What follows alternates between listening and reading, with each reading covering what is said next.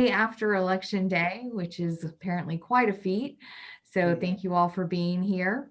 And so I'm not sure if everybody's familiar with what a chamber is and what a chamber does, but we are here to help business leaders build businesses and build their professional skills and help our local economy. Hey, Mike Brockman, how's that knee? It's getting there. Good. So if you'd like more information on how you'd like to be a part of, how your business can be a part of the chamber and how you can help keep businesses here in Seminole County alive and thriving, please reach out to me. My contact information is in the chat. And just a couple housekeeping things. Good Morning Seminole is tomorrow morning, very bright and early, 7:30 a.m. at the Lake Mary Event Center, where we'll be talking about Seminole County tourism. All of our Seminole Seminole Chamber Crush lunches, happy hours have been booked through 2020. We are accepting applications for 2021. So if you have a favorite restaurant, please reach out to them or me so we can get hooked up and get them on the calendar. And a gentle reminder to register for everything because we have capacity guidelines that we have to maintain. And so everyone's been fantastic about doing that. Please, there is no easy way to unregister on your side. You do have, it is easy, however, you just have to email myself, Rebecca, info@seminolebusiness.org. Any of those things will work, and let us know that you're unable to attend. Most every event that we're having these days is sold out. And so if you were unable to make it, please let us know so we can let one of the dozens of people on the waiting list in. Okay. And just a special note, Chamber U will not be next Wednesday. It is traditionally always the second Wednesday of the month, but because this coming Wednesday is Veterans Day, we will be pushing that to November 18th. So if you are new to the Chamber or need a refresher, I always recommend coming to Chamber U at least once every 90 days because things that do not pertain tend to not retain. So get yourself a refresher on everything Chamber on November 18th at Chamber U. And I will see you kids in about half an hour. Bye. Bye, Christy. All right. Wonderful. Well, welcome everybody to SeminoleTech this evening. I am Kate Crockett, your chair, and we're just going to jump right in. Want to say a special thanks to our sponsors, Coulter Solutions and Complete Communications. And please, if you haven't already, get onto our Facebook, our LinkedIn, and like us, follow us, share us. Just to run through some of the events that Christy mentioned and some of the other ones that are coming up. Like she said, make sure, especially for the council meetings, that you are registering for those. They fill up quickly. So make sure that you're getting online and registering for all the events that are coming up. Christy mentioned Good Morning Seminole tomorrow. Seminole Crush next week will be actually at the Cracker Barrel in Sanford. And then obviously we've changed the Chamber U to the 18th. So today we are going back to space. I know we like to do this at least once a year or so. And we've got some great speakers this evening. So our first speaker is going to be John Lee. He's the CEO of Space Domain Awareness. John is a graduate of Embry-Riddle. He was also an assistant professor there. And now he's the chief executive officer of Space Domain Awareness. So without further ado, I'm going to pass it on over to John and he can take over. Thank you so much. Thanks, Kate. Appreciate it. Just give me a second. I'll bring up my slides. I think you have to give me permission though. Let's see. There we go. Okay, we're good. Perfect. Now, get my notes up. All right, so good evening, everyone. Like Kate said, I'm John Lee. I'm the CEO of Space Domain Awareness. I'm coming to you from live from my my sunroom in Orlando, Florida. And thank you all for allowing me the opportunity to talk to you But the interesting things that we're doing at SDA, as we call ourselves, is specifically with our space object identification system. So the problem that we're trying to solve at SDA revolves around the fact that in the next decade, humans are going to launch more objects into orbit around Earth than we've launched in all of history of space exploration combined. So since 1957, when Sputnik went up, we're going to launch more in the next 10 years than we have from 57 till now. And then also with the advent of the ability of satellites to maneuver, sometimes autonomously without any input from anybody in the ground, we're trying to solve the problem associated with the increased orbital congestion and keeping track of assets in orbit.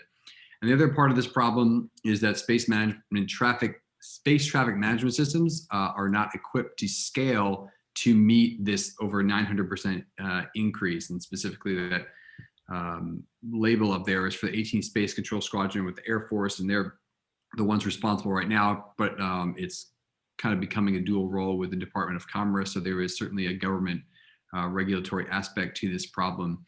And then the third aspect of this is that satellite identification. So once we put something into orbit, it can take weeks for folks like the 18th Space Control Squadron to come back and say, we've identified your satellite. And the problem is that if you can't positively identify your satellite, you can't point your antenna at a satellite, and you can't start using that satellite and working on it. And if you don't identify your satellite within a certain number of orbits around Earth, then that satellite runs out of battery and it essentially becomes another piece of space junk. So anywhere from on the low end of $500,000 to $1 million each time you put something up there, if you count development costs, launch costs, and operations, then that is just down the toilet if you cannot identify your satellite. So add into that the fact that once you deploy an asset, even if you can identify it on orbit, small satellites in low Earth orbit have a notoriously high failure rate. And once you put something into orbit and you can't communicate it through its primary communications channel, and it fails, then that's it. You can't go back there, up there and retrieve it. There are some companies that are working on that, but it's in a very early stage. But for the large part, once it's up there, and you really can't do anything about it. A lot of times these assets will fail, and they just fail, and nobody knows why they failed. They can't make incremental improvements. They can't make software patches or hardware changes or anything like that that would allow them to improve on their product. So in comes our space object identification system to try to solve this problem for our customers. My slides will change. There we go. So what is our solution?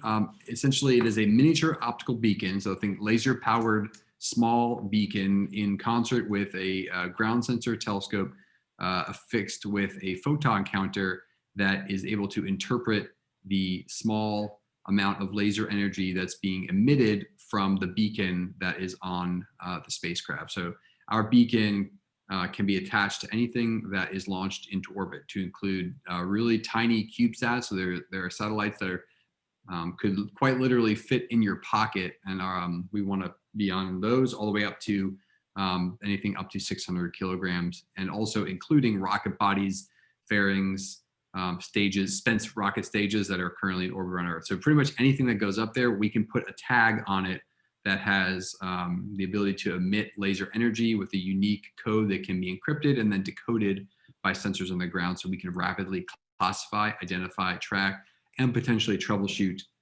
these assets. A little bit more on the technology. So self-powered, essentially emitting laser energy over a wide angle, and it's an order of magnitude cheaper than what the competitors out there have currently. We also, like I mentioned, optical ground sensors. This has been validated in concept at Los Alamos National Lab in 2016. I'll talk a little bit more about our partnership with Los Alamos. That's where the technology originated from. And a lot of times people ask, why don't we just use radar? The problem with the radar is, like I mentioned, satellites are getting smaller and they can fit in your pocket. And the smaller it gets, the harder it is for something to show up in a radar. And additionally, a lot of times the commercial companies will have rideshare programs where they'll launch up to 70 different satellites on one rocket. So you send one rocket into orbit with 70 payloads on it, and then you just have almost, if you could picture a cloud of 70 different payloads and a beam of radar trying to individually identify each one. It's not effective. They can't do it well, and positive identification is very, very difficult. So this is akin to a transponder on an aircraft, or if you're familiar with maritime, has its AIS. The Space Object Identification System is essentially trying to be the world's first orbital license plate. And then RF devices, they exist, but they're large, bulky, and they cannot meet the needs of the decreasing size, weight, and power restraints of the satellite companies of today and of the future. So the market out there, some estimates have it around 1,100 small sats launched by the year 2025. We count for the between $500,000 and $1 million launch costs, development costs, and operations costs, looking at about a $654 million market. But really, it's not just the hardware that we are interested in at Space Domain Awareness, but we're interested in the data that this hardware provides. So the space situational awareness information providing an input into what's known as the Unified Data Library, maintained by, or at least started by the US Air Force and now the US Space Force, to integrate intelligence and information about everything that's going on in orbit. So there's a couple different value propositions depending on if you're a commercial customer or a government agency. We have something that we believe will benefit you. The other thing I threw up there is FCC licensing. If you're going to have any kind of communications coming off your satellite, FCC licensing process can be tedious and time consuming, to say the least. And we are exploring whether or not the ability to self-identify, because what the FCC is concerned about is pollution of the orbital atmosphere or the orbital domain. And if we can have a means to say, to speed up that process and offer our self-identifying beacon as a way to smooth that out, that is one value proposition. And also it's a form of insurance in that we can guarantee that we won't lose your satellite once it's on orbit. I have that picture. Company called Odyssey. Some people may have heard of it before, but it is the case study in why we exist as a company right now. Odyssey was a well-funded space technology company. They had a bunch of venture capital investment, and they were the wunderkind of Silicon Valley, and they went to go launch their first asset into space. That was going to be their first step on their meteoric rise, and it went up on a spaceflight rideshare mission, as I mentioned before, and they couldn't identify it. They couldn't figure out which of they narrowed it down to about, I think about 10 objects or so, but that was not good enough. They could not locate their asset. The asset died and it became a piece of space junk, and the company went bankrupt about 9 months later. And that is the proximate cause of that failure. So we'd like to help companies like Odyssey not have to meet those same fates. Some competitive analysis, like I mentioned, most of them are RF based or radio frequency. The black box and soars, they're both objects you put on your satellite, but they're bigger. They require host power. So the size, weight, and power, as well as cost considerations, are significantly higher compared to what we're offering. And then radar from Leo Labs is more expensive, requires a lot more ground infrastructure. They're installing radars across the globe, which is expensive, and the integration is limited with commercial and government systems. So we're trying to make a one-stop shop. My vision for what this company could be is we give you a tag, and this is a very, very large oversimplification, but you walk up to your satellite on the launch pad and you can peel off a sticker and place it on your satellite, and now boom, you're self-identified. This thing's self-powered. So that's sort of my my fun vision that I know is not is very, very simplified, but I think gets the point across. So we originated out of a program called FedTech, ultimately sponsored by the Secretary of Defense, who went through a startup studio. We won the pitch competition of fall 2019 after going through about 60 to 70 interviews. So we went out and did customer discovery over a period of 10 weeks we found that there was a real industry need. We did industry, government, civil, academic institutions, and the overwhelming majority of them were supportive of the idea and thought that something like what we were trying to do was important for everybody. So you can see on the upper right-hand corner some quotations from our partners and customers about why, about how much they think of the product that we are building. And I mentioned spaceflight before, was the people that brought the company Odyssey into space. They are interested in this for the exact same reason that Odyssey would have been interested in it. They have customers who want to be quickly identified on orbit. So we've upped our number of customer interviews since we finished the FedTech Startup Studio. So we're up to over 90, we're probably close to 100 now. Like I said, we validated the drivers of commercial appeal for this technology. So that's the low size, weight, and power. So the ability to be essentially as unobtrusive as possible. So making not only the ability to identify yourself, but also just to be a good steward of the orbital domain and show that you're not just polluting and throwing stuff up there that is going to become space junk one day, I think is really valuable for companies. And some of the other things we are currently participating, we were selected to participate in the Air Force Research Lab sponsored Hyperspace Challenge for this fall. And the purpose of that is basically to connect us with government customers to try to drive that avenue, that value proposition that I mentioned before. We have a couple letters of intent from our smaller CubeSat manufacturer companies. So folks that the small pocket cubes and mini cubes, those guys are real interested in getting our product on their payloads. So our sort of go-to-market plan, we have some strategic partnerships in place, which I'll talk about later. Los Alamos National Lab is in there. And then trying to build some traction through the government chain, specifically US Space Force, and then going through small space companies, getting a level of adoption that would then allow us to make the jump to your larger constellation operators, such as spaceflight and Planet Labs. So sort of a crawl, walk, run approach in our go-to-market plan. A revenue model, pretty basic here, or very, I don't want to say this is not a hard and fast thing for us, but just sort of represents how we think about the potential with our company, which is sort of in a tiered model. So tier one being, we'll help you, you pay us money, we'll help you identify your satellite after launch. And if you put one on there, and you don't pay us, that's fine. But if you do need us, we'll kind of an a la carte service that costs a little bit more. And then the bottom layer of that value of the revenue model is the data that I mentioned before, and selling that to the space traffic management agencies and different government contracts. So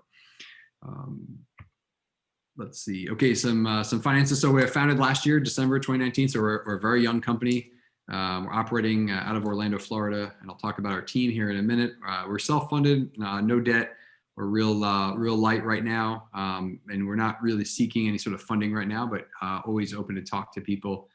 Very cognizant of, ask for advice, get money, ask for money, get advice. So I'm always looking for advice, and then we have our letters of intent mentioned up there. Our team, that's my face on the left, and then Mr. Russell Case, our senior engineer, brings over almost 4 decades of industry experience with project management, double E. He's working on his PhD, got his master's out of University of Central Florida. And then Ethan, my co-founder, is up in DC. He's a guy that has a lot of experience working in government, negotiating contracts, and dealing with regulatory agencies as a chief of staff to a couple of different members of Congress. And just to add a little asterisk to what Kate said about me being a graduate of Embry-Riddle, I'm a soon-to-be, so I'm working on my master's at, and I should be complete here in 3.5 weeks if I can get all my my projects and assignments done on time, and then I can be probably considered an Embry-Riddle alum. I did my undergrad from the U.S. Naval Academy in 2010. We also have Embry-Riddle-based employees. Leo is our chief scientist, and he's a soon-to-be PhD in electrical engineering in the Victoria, working on our software, a master's student, and did our undergrad as well at Embry-Riddle. in the spring of 2021. So we're a very Central Florida heavy cohort, with the exception of Ethan, our man up in DC.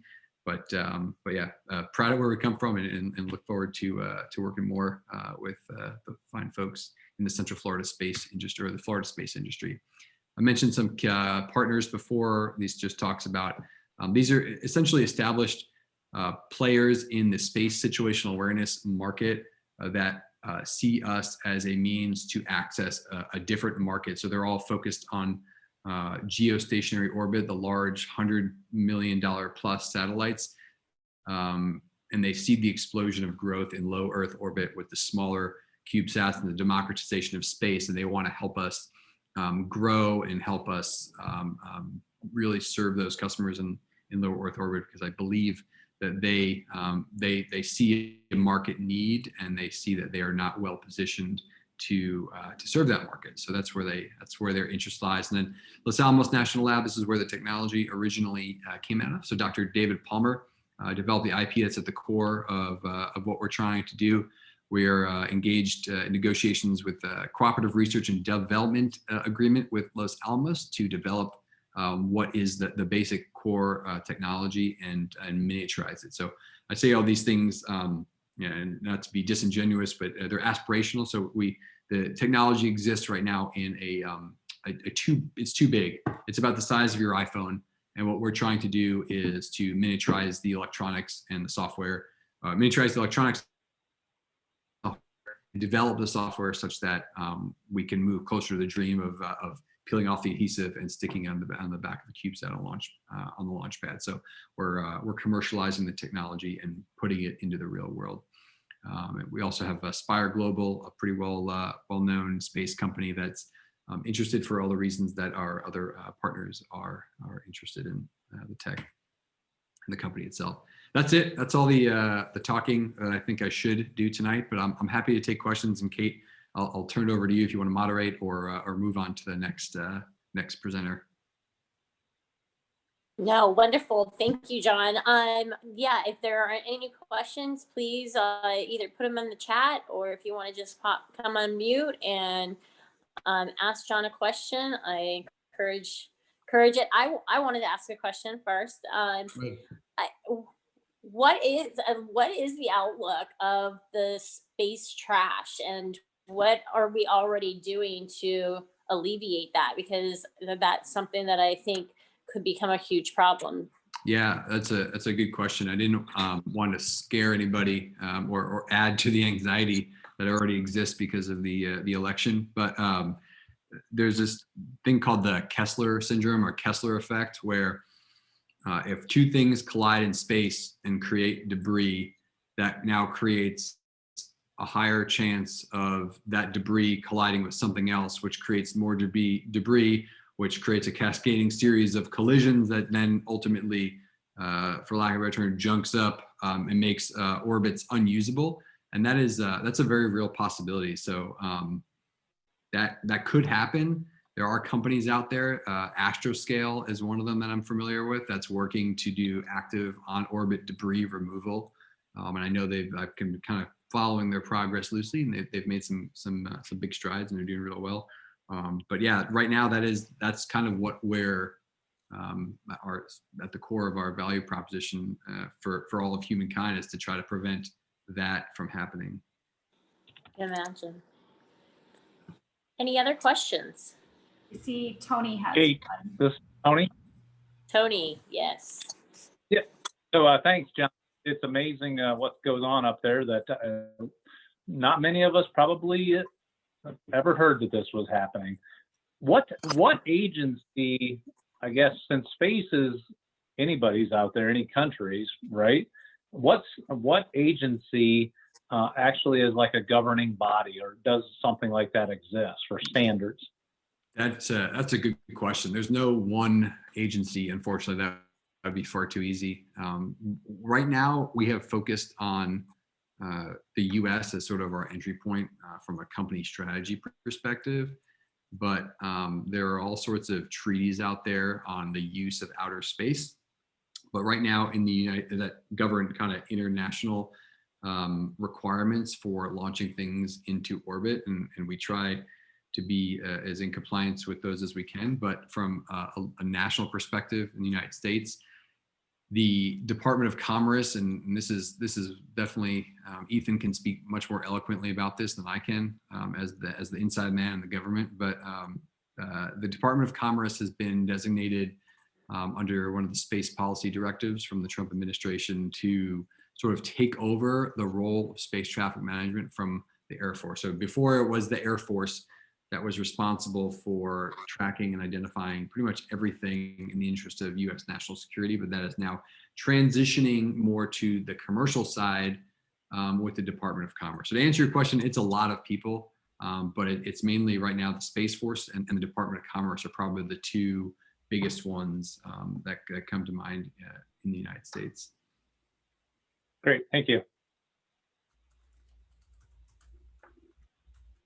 Any other questions? All right. Well, thank you again, everybody. I appreciate your time and appreciate the chance to talk about SDA. Thank you so much. It was a great topic and we wish you the best of luck. Yeah, absolutely. All right, so I'm gonna go on to our next speaker now. And our next speaker, well, maybe we might be. There we go.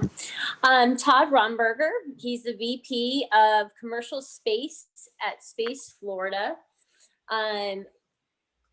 Todd serves as Vice President. In his role, he directs interactions with key clients in the commercial space industry to produce mutually beneficial outcomes in the areas of business development, Space Florida investments, and project execution.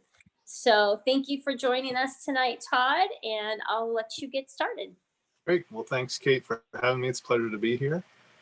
I'm going to see if I can share my screen.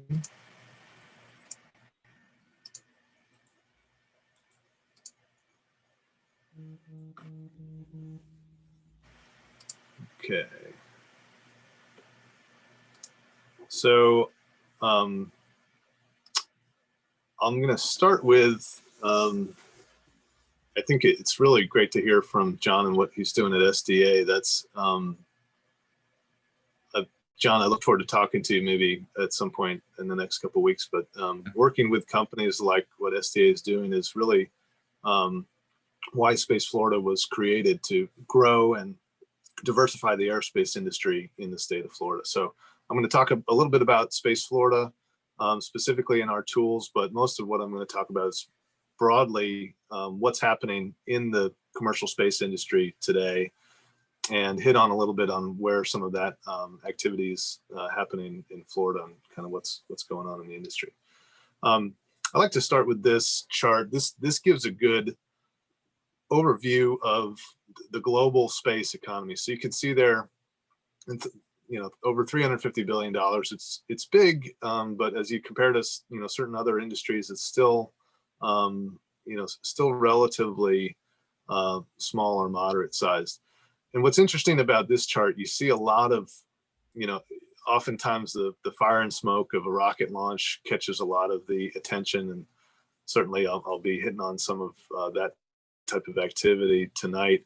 But if you look closely at this chart, there's a little green sliver about 9 o'clock on this dial. That little green sliver is launch services. So what's the most visible in the industry is really a very small part. That transportation piece is a small part of the overall space economy. So the other piece that's interesting in this, you think about U.S. government activities and other U.S. government and other governments other than the U.S. That do space activities. Those are sort of what you see in the brown in the upper left-hand quadrant. So the majority of what's going on in space today, from an economic standpoint, is commercial activity. You see a big amount there for television, navigation, and I think this is gonna this pie is gonna shift as we'll talk about some of the new commercial opportunities that are happening, which I think present opportunity for what John's doing at SDA with a lot of the new constellations coming out.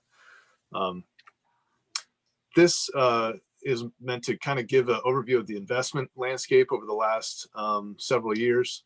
So you can see since 2000, early 2000s, it was almost non-existent from a investment standpoint.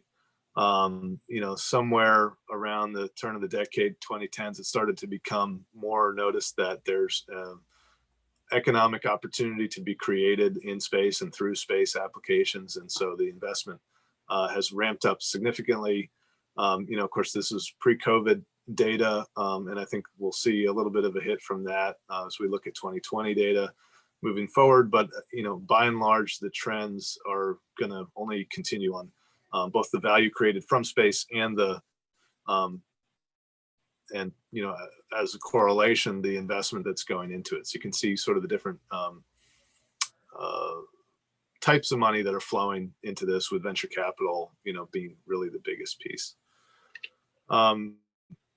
So, for Florida and for our goal, we see, because of some of those charts and seeing that first pie chart, that, commercial is really where the growth is going to occur. So for us at Space Florida, as the state's entity that's created to grow the industry, it's really our focus on the commercial sector.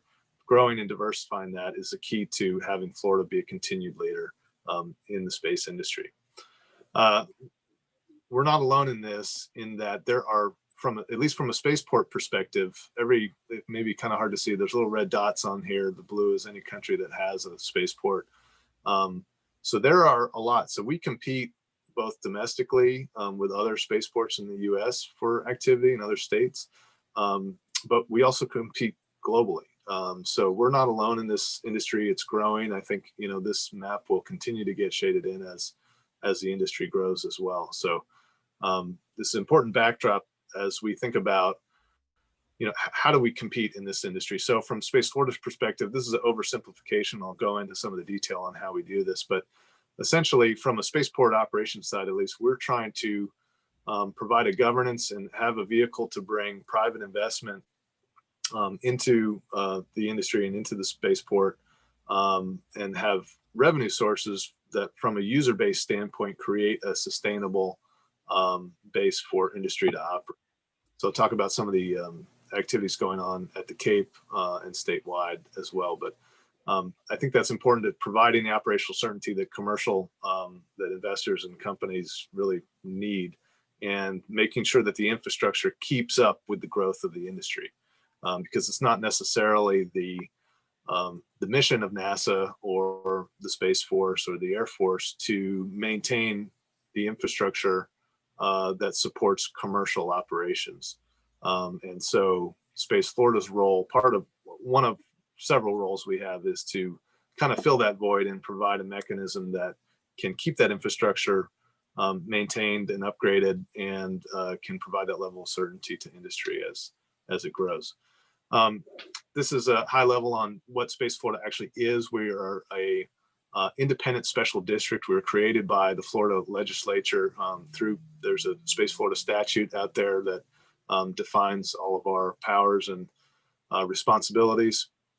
So we're not a nonprofit, and we're very different from what you may see as like an economic development corporation. A lot of counties have those, but we're very different from that. We work hand in hand with those entities across the state, but we really bring a different set of tools to the table as we interact with clients. So there's kind of two sides to this: Spaceport Authority side, and then the industry development role. So from a Spaceport Authority side, kind of what I talked about, keeping the infrastructure up, making sure that that can match the pace of the growth of the industry.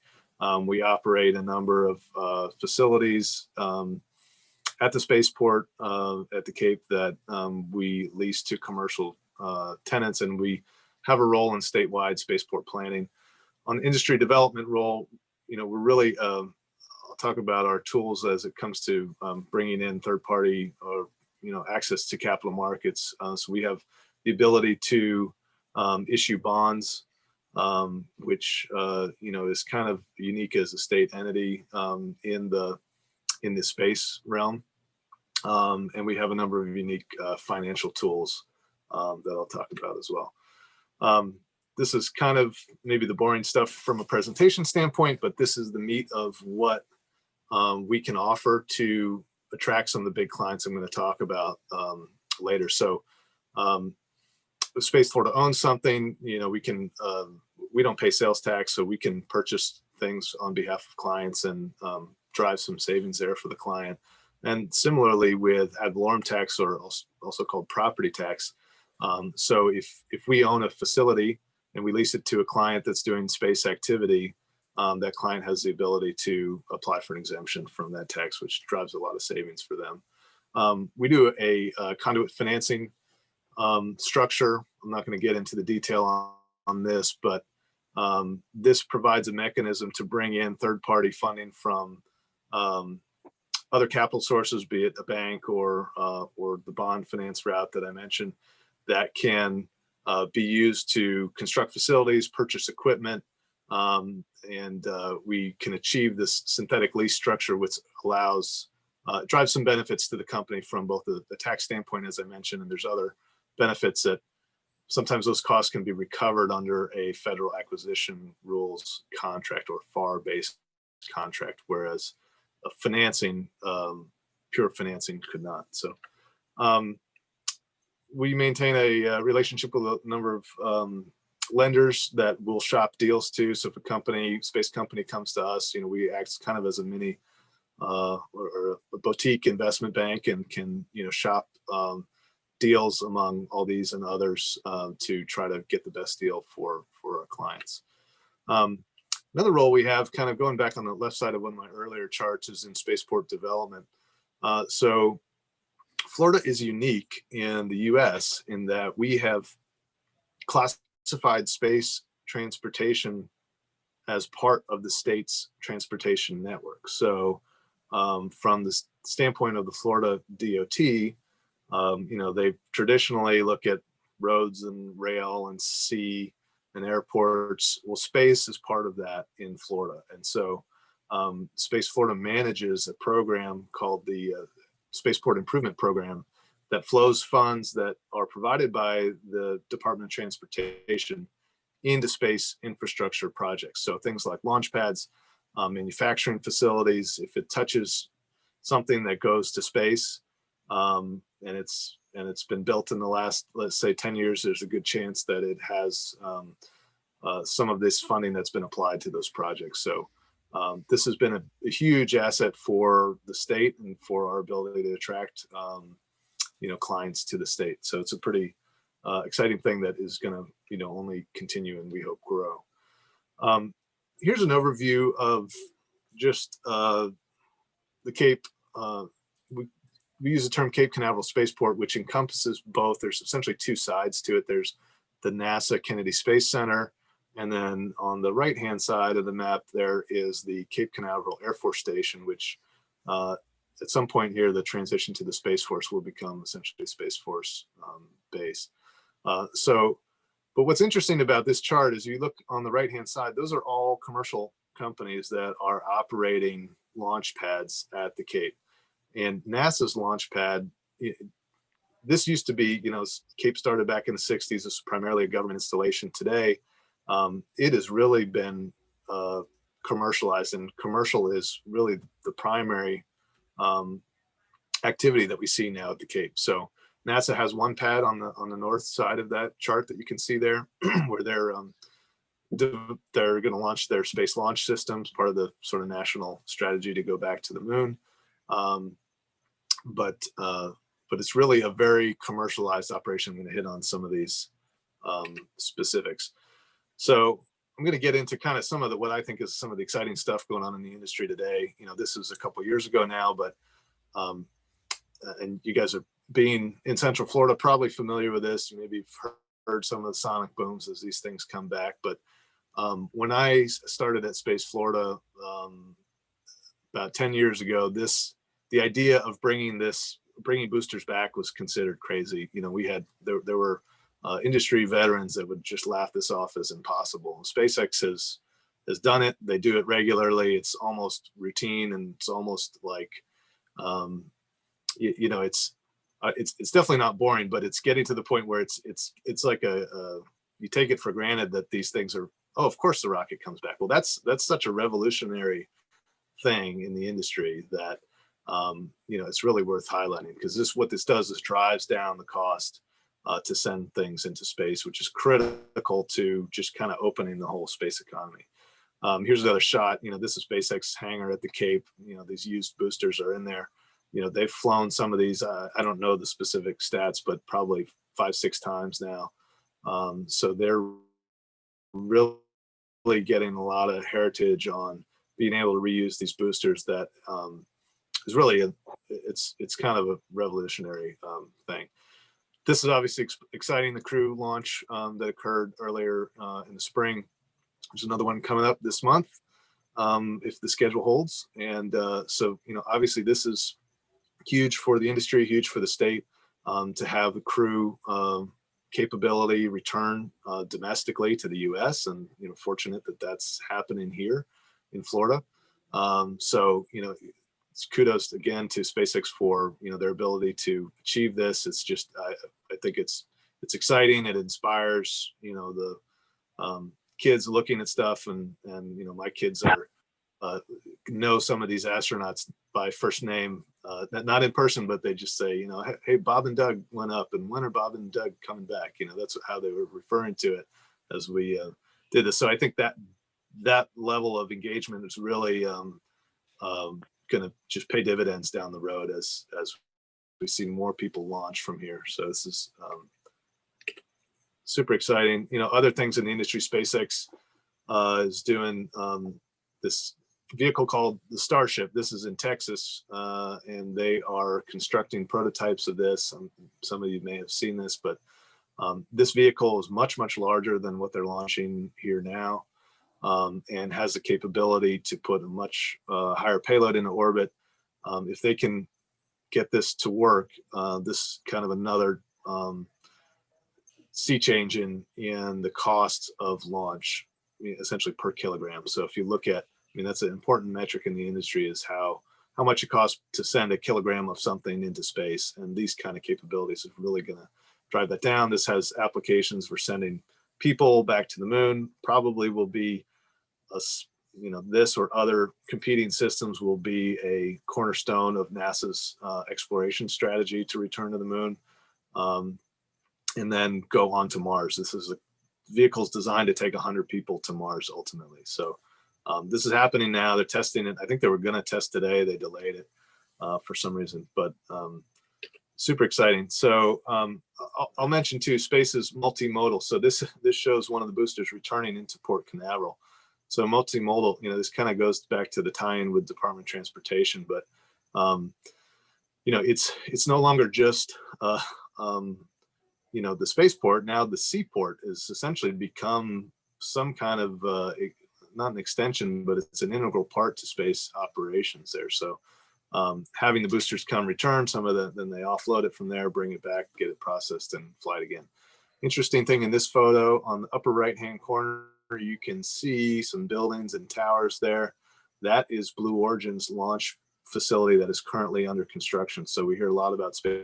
I'm going to talk about Blue Origin in a minute.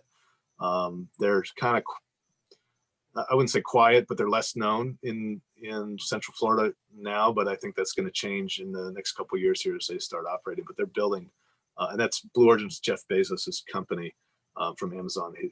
He sells $1 billion in Amazon stock every year to fund the space company Blue Origin, and they're doing some really exciting things here in Florida. This is Blue Origin's concept, similar to what SpaceX is doing, to land a booster on a ship, and then essentially have that ship bring the booster back in and get it processed for reflight. So I think we're going to see more exciting activity there. Boeing is essentially a competing system to what SpaceX sent the crew up on, and will send the crew up on. This hangar, this was actually my first project when I was at Space Florida, was to retrofit this old shuttle hangar. You can see the cutout where the shuttle tail used to go in the middle of that hangar. And so this was not needed by NASA. They were considering demolishing the facility, and we worked with Boeing and with NASA to secure the facility by Space Florida. We subleased it to Boeing. State put in money through that Department of Transportation program. We put in about $20 million to modernize this facility. This is now where Boeing constructs their version of the crew capsule, which is, here's a shot of some of those. This is probably from a couple years ago. They're obviously much further along now, but this is some of these vehicles getting put together in this, what used to be a space shuttle hangar. Similarly, on the capsule construction, Lockheed Martin's building the Orion capsule. Again, I think this is a super old picture because this has come a lot further since then.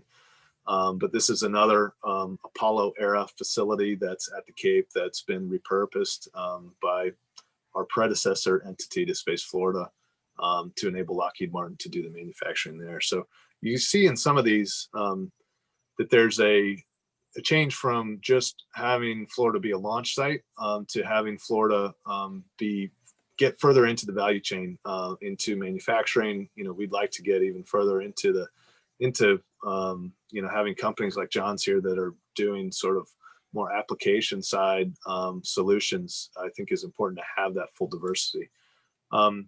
This is a rendering, but this exists. This is Exploration Park. This is right outside the gate of Kennedy Space Center. And those, even though it's a rendering, these buildings exist today. That Blue Origin is the big facility there, and then OneWeb Satellites is the other one. But there's some other facilities that are going to be coming online in this area. But this is a Space Florida development. This is an example of how we, again, work with NASA to drive commercial activity to Florida. We've taken over, we've leased some of this land from NASA. We've put in the roads and utilities, got it ready to attract companies, and then we lease it to industry. Here's just kind of a shot. This is, again, a little bit old. This is when the Blue Origin factory was in construction. It's done now, and they've built actually a lot more facilities than what you see in this picture. I think they have somewhere over 1 million square feet under roof right now at the Cape. So it's a massive facility, and they're doing this kind of gives a sense for it. So the SpaceX boosters on the left, this is built in California. They fly these in Florida and California. You may have seen Blue Origin launch another smaller suborbital vehicle, which is the little one on the right. That's built in Washington State, flown in Texas currently. But the one in the middle, that's what Blue Origin is going to be building here. That's called the New Glenn. So that will be a reusable launch system that is going to be both built here and flown here. So it's exciting to have, like I said, more of the value chain coming to Florida. This is another exciting thing, which I think ties into John's presentation on sort of the new generation of satellite constellations that are being fielded today. This is a company called OneWeb Satellites. This is a joint venture between Airbus and a company called OneWeb. And so OneWeb is developing an internet constellation of satellites that will be used to provide broadband services essentially globally. So this is hundreds or thousands of satellites. This factory here, which is in Exploration Park there at the Kennedy Space Center, is producing those satellites for OneWeb and also for other clients. So they can produce 2 satellites a day out of this factory. And this was an exciting win for the state because it really brought a new segment of and a novel way to manufacture, this sort of the assembly line or kind of the Henry Ford approach to satellite manufacturing versus the traditional model, which is more a kind of a customized, like when traditional satellites are built, it's a big, very customized kind of craftsman-like production. This is more assembly line, a lot of automation, a lot of robotics that drive it and get that volume of production up. The mega satellite constellation, so OneWeb is one example, but SpaceX actually is currently, I would say, in the lead on that. They've deployed hundreds, I think they're nearing 1,000 satellites, if not more, for a essentially competing system. It's a internet satellite constellation called Starlink. So SpaceX, they also launch rockets. Now they're the largest satellite operator by number of satellites in the world is actually SpaceX today. So they're and they're actually in beta testing mode. So there's people who have been able to test this satellite system at their house to get internet. So this is coming quick. It's happening now. OneWeb and SpaceX are two examples, but there's others out there. Amazon is also pursuing an internet satellite constellation. Telsat and a handful of others are also pursuing this. So, I think time will tell how the market shakes out and how many. I think it's a big trend right now in the industry is the miniaturization of the satellites, high volume production, getting them up there quickly, iterating, and having these large low Earth orbit constellations that are a little bit different from traditional satellite communications, which are at a much further distance out from the Earth in a different orbit called geostationary orbit. So by having them closer to the Earth, you get lower latency, the ping going up and down to the satellite. It happens a lot quicker, and you get snappy internet coverage akin to what you get over a cable modem, or fiber at home. So to get all those satellites up there, there's a whole segment of the industry that's pursuing small satellite launch. So this is a couple examples of these. Relativity, Rocket Lab, Firefly, Virgin Orbit, Astra. These are all companies that are fielding these systems and testing them today. Rocket Lab, second one there from the left, is flying today. Most of the rest are still under development. Some of them have done test flights. Virgin Orbit and Astra have done test flights. But this is, from a spaceport perspective, this is a big segment of the, of our businesses pursuing this type of activity, and it'll be a big part of our growth moving forward. This is kind of an exciting thing as well. So commercial lunar delivery and commercial lunar activity in general, I think, is going to be an increasing trend. Years ago, and what led to SpaceX launching humans earlier this year was that NASA decided that they were going to rely on commercial services to take people to space. They were going to retire the space shuttle, not going to build a system to get people to and from the space station. That was going to be commercialized. Well, in a similar manner, NASA's taking a very similar posture when it comes to delivery now of payloads to the moon. They've developed this commercial lunar payload services contract where they're looking to industry to provide transportation, not just the rocket launch, but the actual lander to land on the moon and bring scientific payloads and other things. So this is going to be an increasing trend. It's something that we think is exciting as well. Launch and landing facility. This is used to be it's the shuttle landing facility. We've kind of given it a new moniker because it's not just a landing facility. It now is licensed. We have Space Florida has the FAA license for a launch site operator for this to attract horizontal launch activities here to Florida. So this is a 3-mile long runway. It's I forget, it's like number 7 or 8 in length in the world, but it's an incredible facility. It's something that we intend to develop more fully as a commercial development. Some of the land on the left side of this picture essentially will be part of that commercial development, new hangars, new processing facilities, and places for industry to locate. So it's another exciting project. We've worked in partnership with NASA. This is an example of some of the stuff elsewhere in the state. Made in Space is a company that was acquired earlier this year by a company called Redwire. They're headquartered in Jacksonville, and this is a fiber optic manufacturing facility. It's a box, it's kind of like maybe 4 big shoe boxes in size.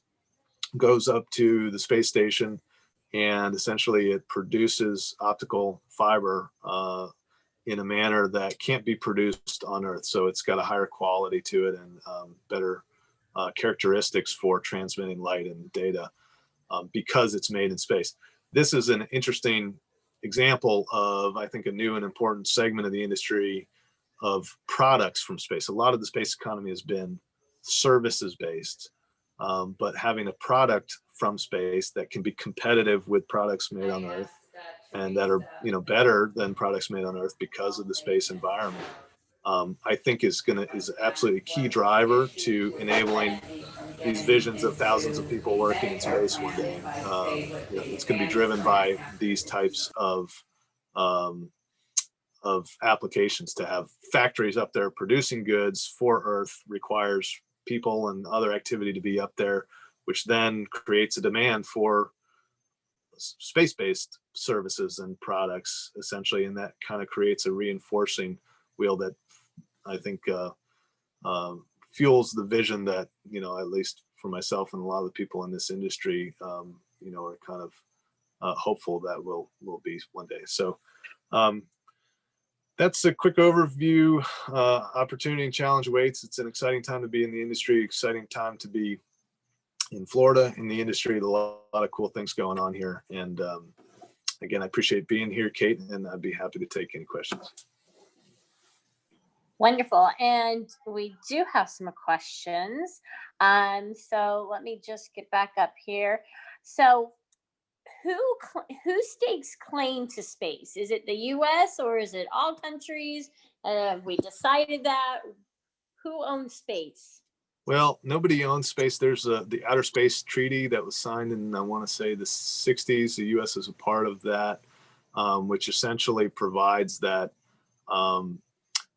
countries are responsible for their own things that they send into space, but space itself or other planetary bodies, are not owned by anyone, essentially. However, in the US, there's other laws that say that if you extract materials from a planetary body, those materials are now yours and you can sell them. And so it means a company can't go up and say, I landed on the moon, now I own the moon. But a company can go up, pick up a rock off the moon and say, I own this rock, now I can sell this rock. So that's my layman's understanding of it. And there's definitely experts in this field that could probably go on for hours on this topic. I have a question. Are we the only country right now that are bringing the boosters back? Are there others that are doing the same thing, or is that something specific to what we're doing? Yeah, right now it's just in the US and frankly, just SpaceX and to some extent Blue Origin has done it I showed that one chart where Blue Origin launched a smaller rocket out of Texas. That's a suborbital vehicle, but that does come back and land. And this has been going on for years on smaller systems. A company called Maston out of Mojave, California has been doing vertical landing rockets for some time. Not the big, not at the scale that SpaceX is doing, but on a smaller scale. So right now it's just the US, but the competition is fierce. I mean, China is definitely has a very strong up and coming space sector that are clearly taking note of the technology that's being deployed in the US. Taking note of is probably putting it lightly. I've seen systems that are on the sort of the drawing boards in Chinese companies that look very similar to what SpaceX is doing. So others are pursuing it, and I think it's clear that for other countries and other companies, frankly, to be able to compete with reusable systems, they're all aware that they need to figure out a way to become reusable as well. So we have Mercedes Ford from Crooms Academy has a follow-up to her previous question. Who is protecting space, protecting from all the commercial entities from going up there, grabbing pieces, et cetera, and how do we control and preserve that? Yeah, so right now, we're bound by those international treaties that I mentioned, but the U.S. and some other other countries like Luxembourg do have laws that allow companies to stake an ownership claim in materials that they extract from a planetary body. As far as who's protecting space, I think from a military standpoint, obviously the establishment of the Space Force has been a huge positive thing, I think, for the industry, that it provides. There's a lot of commerce going up in space and going on in space right now. So it's the analogy is like the open seas. The presence of the United States Navy and our allies globally is one of the kind of factors that keeps commercial shipping lanes open and subject to without disruption. And so there needs to be a similar it hasn't become a problem yet, but with the level of activity increasing in space, there's probably going to be a point where you need that presence there to make sure that, essentially your lanes of commerce or the equivalent are, remain open. So we're seeing the beginnings of that with the Space Force. I have a question from Tony Smith from Mobot of Orlando. What are the best career disciplines to enter for someone interested in space? That's a good question. I would say traditionally, so prior to maybe the last 10 years or so, the answer would always be engineering. But today the industry is so diverse and is growing such that it requires all disciplines. I mean, companies don't just need, I think in early stage companies that they're heavy on engineering because they need to get that technology to work. They need to make those things happen. But as those companies grow, you need every facet of discipline that any other business would need. You need lawyers, you need accountants, you need PR folks, communication folks. So there's really not a, it's not like the astronaut answer, you need 4 PhDs, to be a NASA astronaut. It's not that at all. There's plenty of folks in the industry that are, communications background and just, any number of fields. So it's diverse, and I think it's such that you can focus on what you like to do, and if you're interested in space, you can apply those skills to the space industry. Wonderful. Any other questions from the audience? I have one more question. So how long did it take to build that Starship? They've been doing the Starship for, I want to say, a year and a half or so on various iterations of this. The one that I've showed a picture of is the 8th iteration. So they plan to fly this. I forget the altitude, but they're going to test fly this one soon. So I'll tell you, they work in, I mean, just in general, the industry, but SpaceX is the poster child. They work at a pace that is unheard of in traditional aerospace, to iterate on these systems as quickly, to build a rocket, essentially out in the open is what they're doing. I mean, this is not in a fancy facility. It's outside. This is a new way of doing things, and so they're moving quick.